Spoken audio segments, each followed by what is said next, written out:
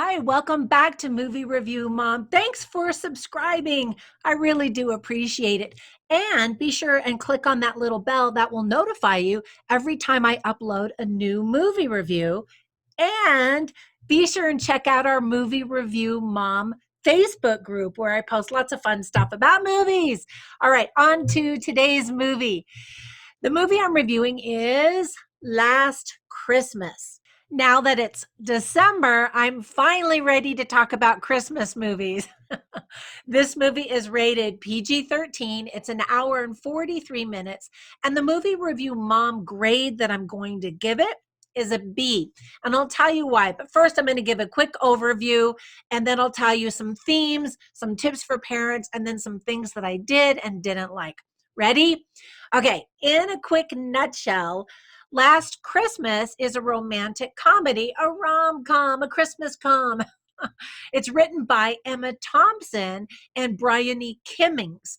So she worked on the story with her husband, Greg Wise, and it's actually being accompanied by a Christmas book that features Christmas memories by other celebrities.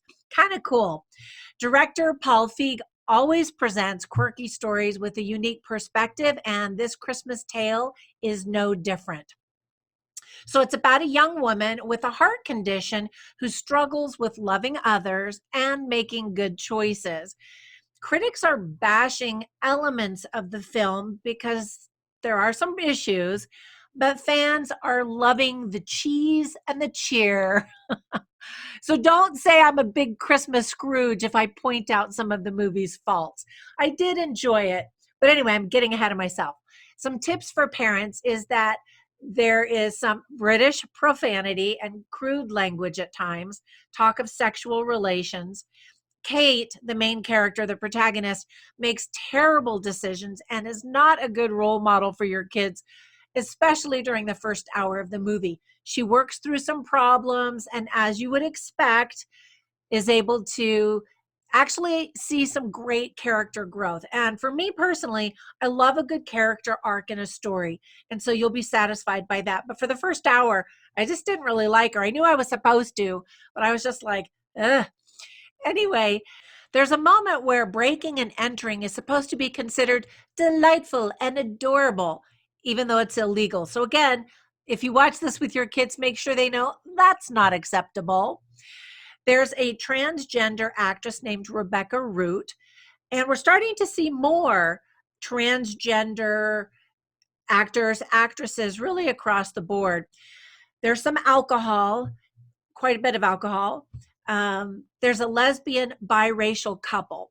All right, those are just not to say any of those things are bad in film. I'm just giving parents the heads up because I had somebody ask me, well, what's so bad about that?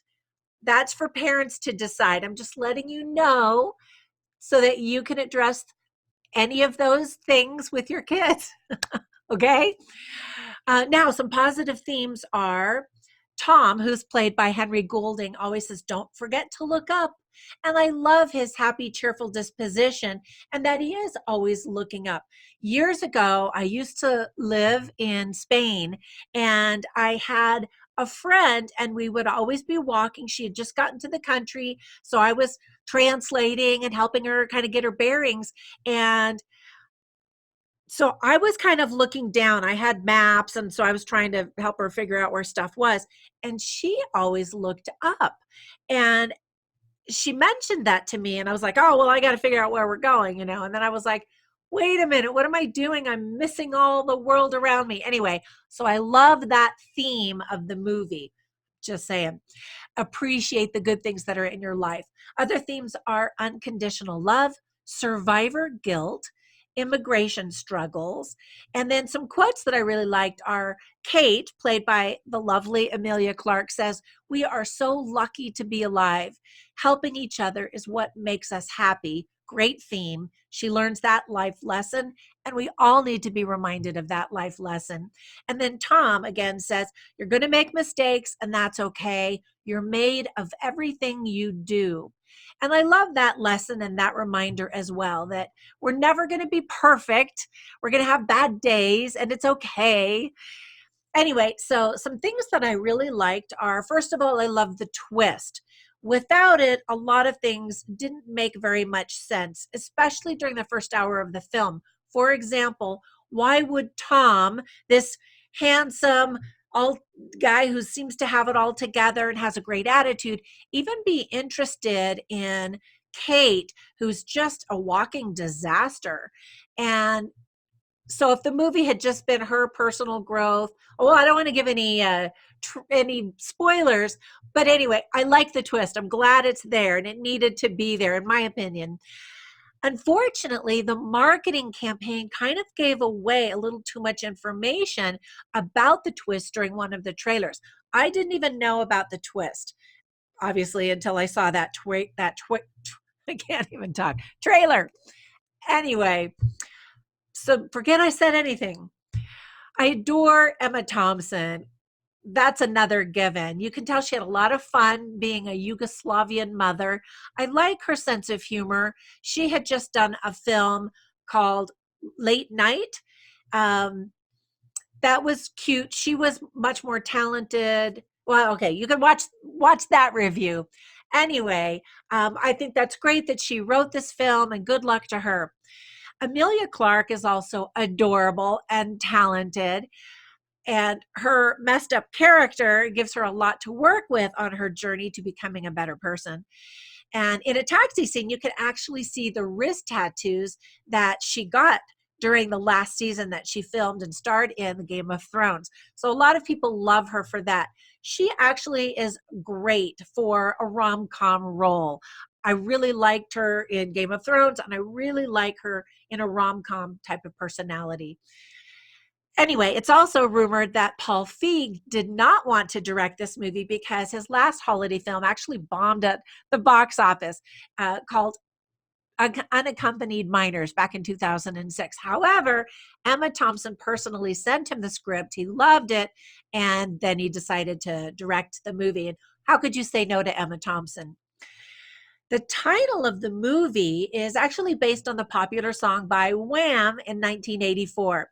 They actually donated all of the royalties that they received from that song to Ethiopian relief, famine relief, which was a big problem at the time. It still is, but that song brought awareness to the rest of the world and to the United States, honestly. Um, the movie is infused with George Michael music, and I actually was a super huge fan of Wham and George Michael in the 80s. Sadly and ironically, and I hate to bring this up, he actually died of a heart attack on Christmas Day. Isn't that sad? He would be so thrilled that this movie was coming out in Christmas time and using his songs and kind of re-celebrating the messages behind his songs. Anyway, I think fans will really enjoy his soundtrack. The movie was filmed in magical London, always a great backdrop for any movie. And some of the scenes were actually filmed at 2 a.m. just in order to avoid the crowds, because London is always crowded and London is always awesome. I love London.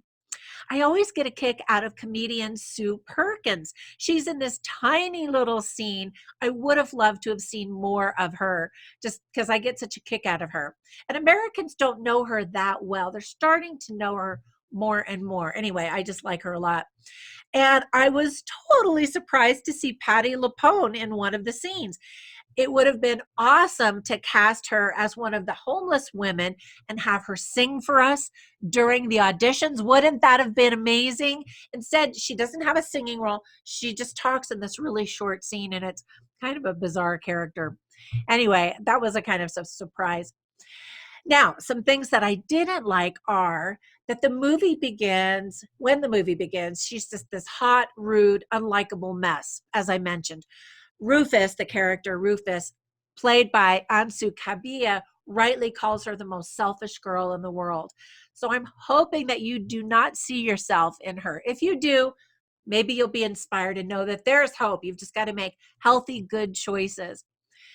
A lot of the humor, sadly, doesn't quite land. Um, And I'm always embarrassed, and it's always awkward when that happens in a movie. And then what is the deal with that creepy clown in some of the scenes? It's totally random. You might like it. I love randomness, but nobody likes creepy clowns anymore. So it's just kind of like, ugh. Sometimes it's hard to understand what people are saying because of their British accents. I'm an American, you know, forgive me. Some think that it was too early to drop this movie in November, early November for that matter, rather than after Thanksgiving. There's a lot going on with many subplots, and they've all got to be tied together in a nice Christmas bow by the end of the movie. And so some people think some of the storylines were a little bit rushed. One of the movie posters for this film has the tagline, "Sometimes you just got to have faith." Yet the movie doesn't really address religion or faith at all. As a Christmas movie, it's really caught up in all of the holiday trappings without diving into the real reason for the season. It's definitely not a Christian movie in that regard. It's Christmassy. I mean, every scene is filmed with a Christmas background. So if you want to get in the Christmas mood, for the season fun of it all, you'll definitely appreciate that. But if you're hoping for something more solid about faith and religion, you're not going to find it here. All right, so a funny little line is Tom asks Kate, who's dressed in a elf costume, "Are elves always so cynical?" And she says, "Yes, relentlessly. These are dark times." Anyway, thanks for watching my movie review. Go on to moviereviewmom.com, and I've got listed a lot more funny lines, interesting lines, insightful lines, and some other funny things or good things about the movie. If you like this movie and the kind of feel of it, check out the movie Love Actually. I think you'll really get a kick out of that one as well. Again, thanks for watching. I hope you enjoy this movie. If you do, or if you don't, be sure and comment down below, and have a great time at the theater this holiday season. There's some really great movies that are in theaters now and ones that are getting ready to come out. I love this time of year. Plus, it's Oscar season. Some really good movies are dropping. Anyway, see you at the movies. Bye for now.